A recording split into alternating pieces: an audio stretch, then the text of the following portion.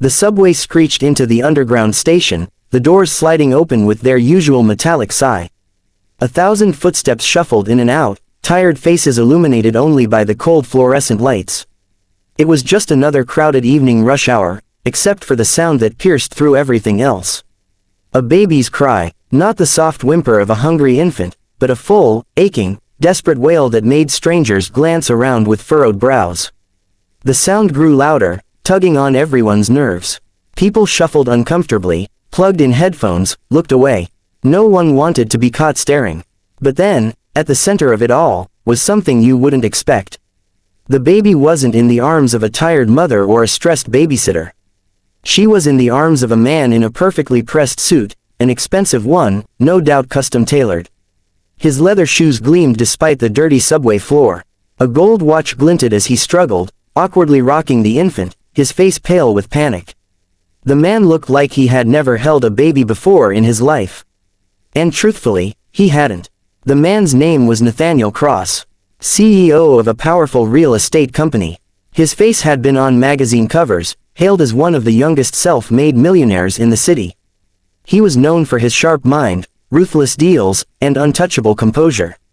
But tonight, he was just a man holding his newborn daughter, completely out of his depth. Her name was Grace, barely 3 months old. She had been left in his care after a shocking twist of fate, the sudden passing of her mother, Nathaniel's estranged ex-partner. Though lawyers, nannies, and family advisors had urged him to hire help, something inside Nathaniel told him he couldn't just hand her off. Grace was his blood, his responsibility. Still, he hadn't expected this part to be so hard. Grace had been crying for nearly an hour, inconsolable no matter what he tried. Feeding, rocking, pacing, nothing worked. His polished confidence, the one he wore in boardrooms and negotiations, had completely collapsed. Now, with dozens of eyes rolling around him in the subway car, he felt more powerless than he ever had in his entire life. The struggling single dad. In the corner of the subway sat another man, one no one noticed.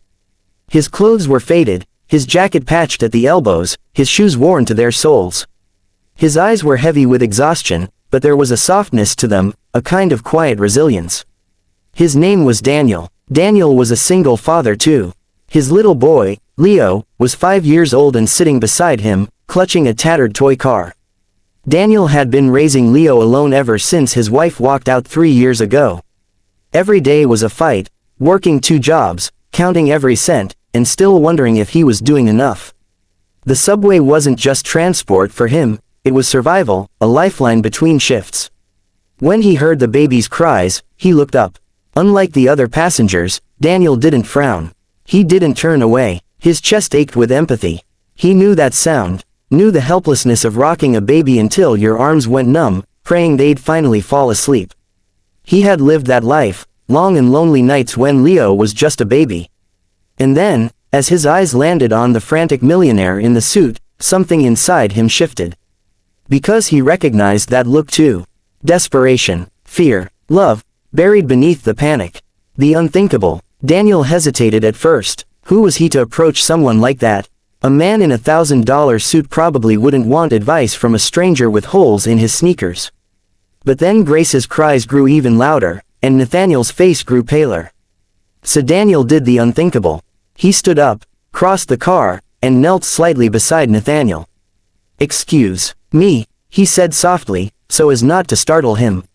"May I help?" Nathaniel looked up, caught off guard. His instinct was to dismiss him. After all, he was used to people approaching him with agendas. But there was something disarming about the man's eyes. Honest, kind. I don't know what I'm doing," Nathaniel admitted, voice breaking for the first time. "She won't stop crying." Daniel gave a small nod. He gently motioned. "May I hold her?" The millionaire hesitated. This was his daughter. But then Grace let out another piercing wail, and he realized he had nothing left to lose. Slowly, reluctantly, he handed her over. And then the most unbelievable thing happened. The moment Grace was in Daniel's arms, she quieted. Not completely, but her cries softened to hiccups. Daniel held her like he had done it 1,000 times, which, in fact, he had. His body swayed instinctively, rocking with a rhythm that only experience could teach. He whispered softly, his tone gentle, almost like a lullaby. Within minutes, Grace's cries faded into tiny breaths. Her head rested on his chest, her eyelids fluttering. The subway car, once filled with tension, seemed to exhale all at once. Nathaniel stared in disbelief. "How did you do that?" he asked, his voice barely above a whisper. Daniel gave a small, weary smile. "You learn a lot when it's just you and the baby. They don't come with instructions." Something about that sentence hit Nathaniel deeply. He had spent weeks surrounded by nannies, consultants, and parenting books, but here was a man who had nothing, and yet seemed to have everything Nathaniel was missing. "Are you a father?" Nathaniel asked. Daniel nodded, glancing back at Leo, who was watching curiously. "Single dad, been on my own since he was 2. Nathaniel's gaze followed Daniel's. His eyes softened at the sight of Leo, who grinned shyly. A pang of something unfamiliar, humility, maybe even admiration, stirred in his chest. The struggle beneath the surface. As the subway rumbled on, the two men began to talk. Nathaniel admitted his fears, how unprepared he felt, how he was terrified of failing Grace. How he had money, power, resources, but none of it seemed to matter when his baby was crying in his arms. Daniel listened quietly, then shared his own story. How his wife had left him with nothing but a baby and a pile of unpaid bills. How he had worked nights, skipped meals, and nearly given up, but every time he saw Leo smile, it reminded him why he kept going. "It's not about having everything," Daniel said softly. "It's about showing up. That's what kids remember, that you were there." Nathaniel felt something shift inside him. All his life, he had been driven by ambition, by the need to prove himself. But this man, who had nothing by society's standards, had already proven more than Nathaniel ever had. The challenges that followed, that moment on the subway wasn't the end, it was just the beginning. Over the next weeks, Nathaniel found himself seeking Daniel's guidance. They exchanged numbers that night, and though it felt strange at first, a millionaire calling a working-class single dad for advice, it quickly became natural. But challenges came, for both of them. Nathaniel struggled with vulnerability. His board members questioned why he was suddenly leaving meetings early to pick up Grace. The press speculated about his weakened focus. For a man who had built his empire on control, admitting he didn't know what he was doing as a father was excruciating. Daniel, on the other hand, battled exhaustion and poverty. His hours at work were cut, bills piled higher, and some nights he went without eating so Leo could have enough. There were days when he wanted to give up, when the weight of it all pressed too heavily on his chest. Yet somehow, through it all, they kept showing up for each other.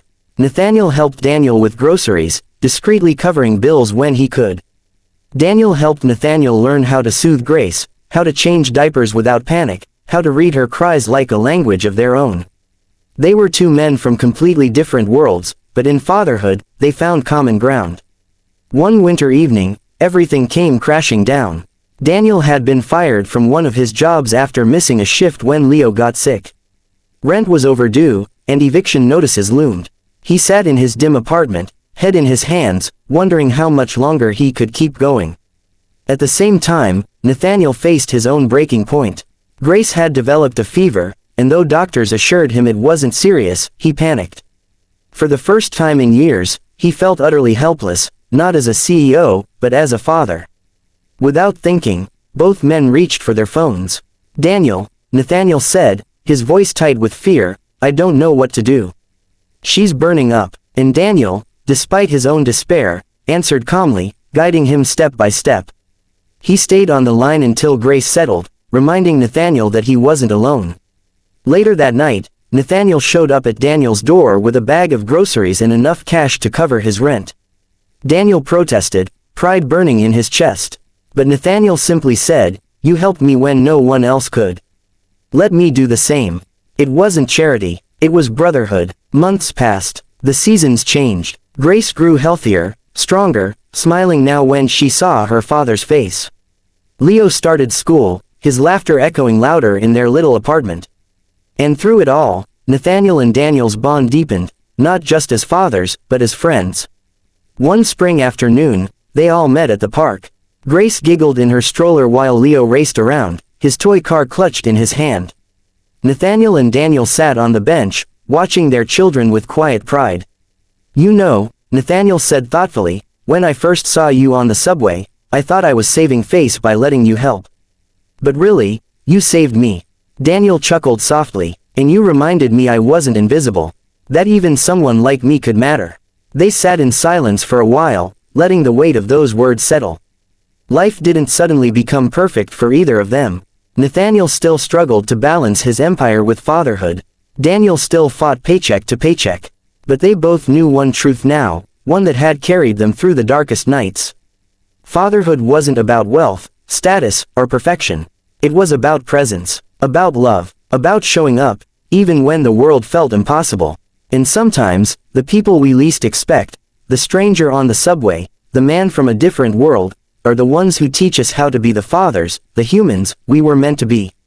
That baby's cry on the subway had seemed like chaos, an inconvenience to the crowd.